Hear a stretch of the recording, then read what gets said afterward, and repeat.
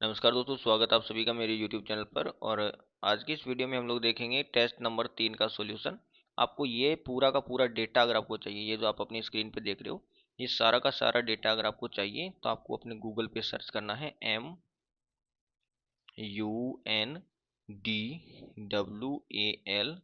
और SIR।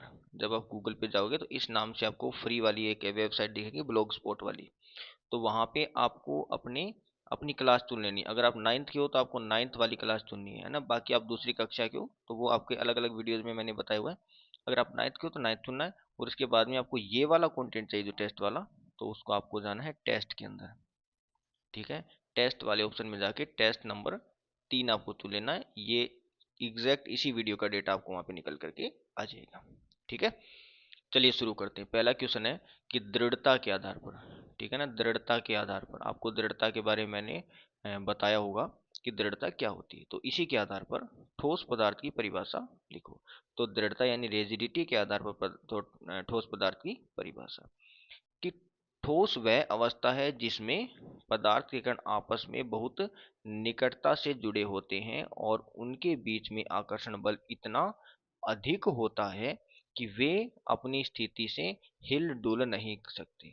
इसी कारण ठोस का आकार निश्चित होता है, उनका आयतन भी निश्चित होता है और वे दृढ़ या फिर रेजिड कहलाते हैं। ठीक है, ये हो गया दृढ़ता के आधार पर ठोस पदार्थ की परिभाषा। ठीक है, यहाँ पे आप यहीं से वीडियो को पॉज करके नोट कर सकते हो, या फिर आप ये जो मैंने वेबसाइट बताई है इस वेबसाइट के ऊपर आपको इसका डेटा मिल जाएगा।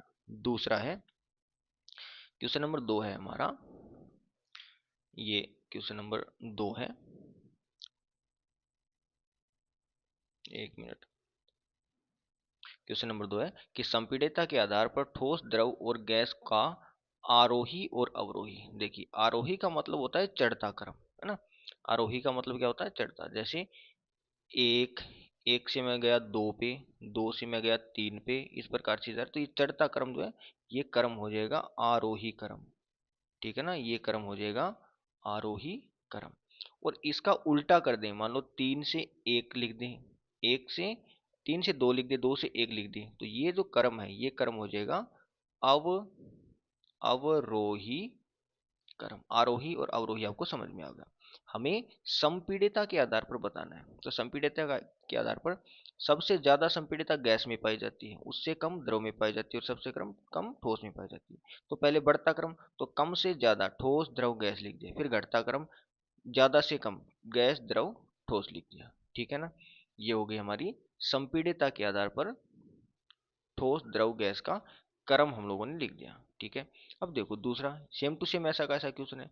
गतिज ऊर्जा के आधार पर ठोस द्रव और गैस का आरोही और अवरोही क्रम लिखो। सेम टू सेम वही है। गतिज ऊर्जा सबसे ज्यादा गैस के कणों के पास होती है, फिर द्रव के, फिर ठोस के, सबसे कम ठोस में, सबसे ज्यादा गैस में। तो आरोही क्रम माने बढ़ता क्रम, तो पहले सबसे कम को, फिर उससे ज्यादा को, फिर उससे ज्यादा को। अवरोही में उल्टा, सबसे ज्यादा को, फिर कम को, और फिर कम को। ठीक है, अब ये चांस की बात है कि ये दोनों दोनों के आंसर ठीक बैठ गए। देखो, इसका आरोही और इसका आरोही सेम, ठोस द्रव गैस, ठोस द्रव गैस।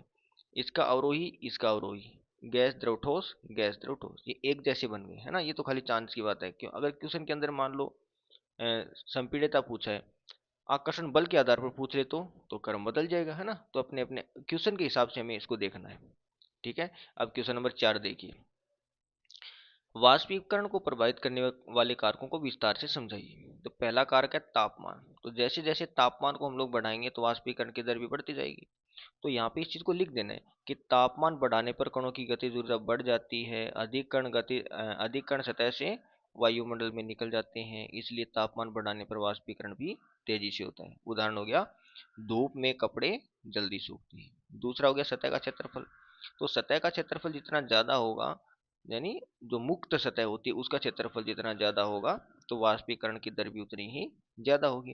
तो यहाँ पे हमें इसको लिख के बता देना है कि जितना बड़ा सतह क्षेत्रफल होगा उतना अधिक कण सतह से बाहर निकल सकेंगे, उनको भागने का मौका ज्यादा मिलेगा।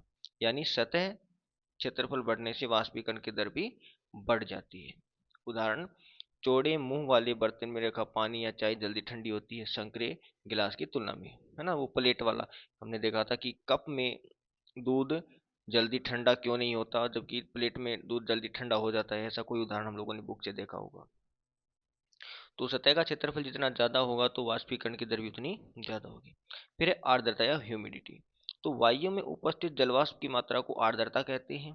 और यदि हवा में पहले से ही जलवाष्प अधिक है तो जलवाष्प उसमें नहीं मिल पाएगा, है ना।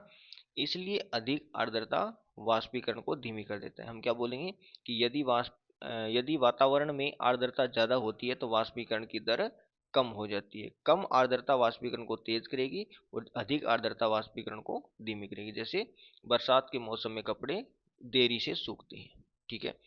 तीसरा इसका जो कारण है वह है हवा की गति। तो हवा का वेग जितना ज्यादा होगा जलवाष्प उतनी ही जल्दी जल्दी उड़ेगी, है ना। तो यहाँ पे देखिए कि हवा की गति तेज होने पर सतह से बने जलवाष्प जल्दी उड़ जाते हैं। इससे नए अणु सतह से बाहर निकल पाते हैं, है ना। यानी हवा की गति बढ़ाने पर वाष्पीकरण भी बढ़ता है। तो हवा का वेग जितना ज्यादा तो वाष्पीकरण की दर भी उतनी ज्यादा। उदाहरण, पंखा चलाने पर गीले कपड़े जल्दी सूख जाते हैं। ठीक है। अब क्वेश्चन नंबर 5 है हमारा कि पदार्थ को परिभाषित करते हुए इसकी अवस्थाओं को विस्तार से समझाइए। तो पदार्थ की परिभाषा हम लोग न जाने कितनी बार पढ़ चुके हैं कि वह वस्तु जिसका द्रव्यमान हो, जो स्थान घेरती हो, उसे पदार्थ कहते हैं। हमें हमारे चारों ओर दिखाई देने वाली सभी वस्तुएं पदार्थ से बनी होती है। उदाहरण, कुर्सी, किताब, पानी, वायु, जल, लोहा आदि, है ना। दूध, लोहा आदि, ये इसके उदाहरण। ये तो परिभाषा हम लोगों ने कई बार पढ़ी है। अवस्थाओं के बारे में भी हम लोगों ने कई बार ही पढ़ा है। पदार्थ की अवस्थाएं। पदार्थ सामान्यतः तीन मुख्य अवस्थाओं में पाया जाता है, ठोस, द्रव, गैस, है ना। इसके अलावा दो अन्य अवस्थाएं भी होती है। कौन सी?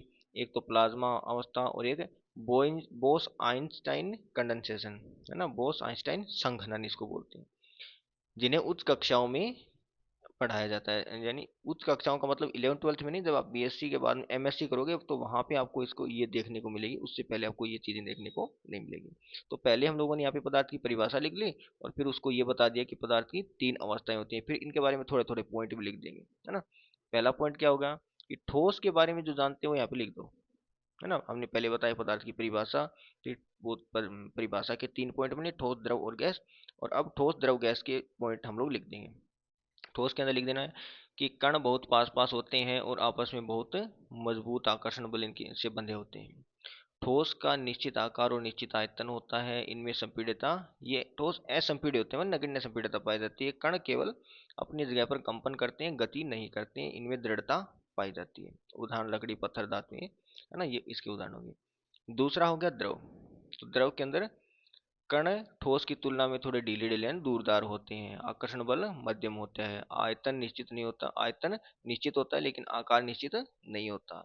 इनमें बहने का गुण पाया जाता है ना। पात्र का आकार ये ग्रहण कर ले, जिस बर्तन में रखेंगे उसका आकार ये द्रव थोड़ा बहुत संपीड़े होते हैं, माने इनमें नगण्य संपीड़ितता होती है लेकिन ठोस की तुलना में ये थोड़े ज्यादा संपीड़े होते हैं।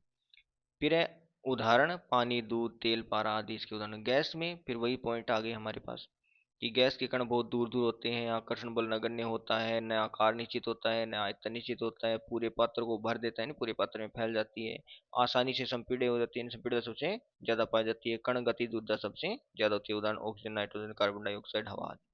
ठीक है। तो इस प्रकार से हमारे इस क्वेश्चन का आंसर लिखना है। पहले पदार्थ की परिभाषा लिखनी है, फिर बताना है, पहले पदार्थ की परिभाषा लिखनी है, फिर हमें बताना है कि ये तीन अवस्थाओं में पाया जाता है, और उसके बाद में तीनों अवस्थाओं के बारे में जो भी पॉइंट हमें वो याद है वो लिख देने हैं।